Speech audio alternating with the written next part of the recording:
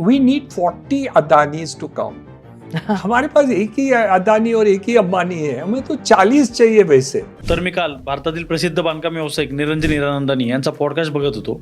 तर त्यात त्यांनी असं म्हटलं की भारताला 30 ते 40 अंबानी आणि अदानींची गरज आहे.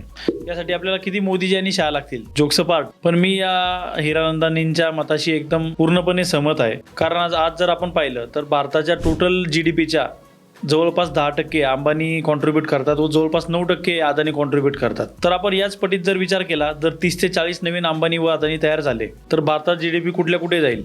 हे जे मोठे उद्योजक असतात हे फक्त स्वतःची वेल्थ न वाढवता तर त्याभोवती एक शॅडो इकॉनॉमी तयार होते. तर त्या सर्वांचे वेंडर्स, त्यांचे सब कॉन्ट्रॅक्टर्स, या निमित्ताने होणारे जॉब क्रिएशन, तर त्या निमित्ताने त्याभोवती चालणारी एक पॅरेलल इकॉनॉमी.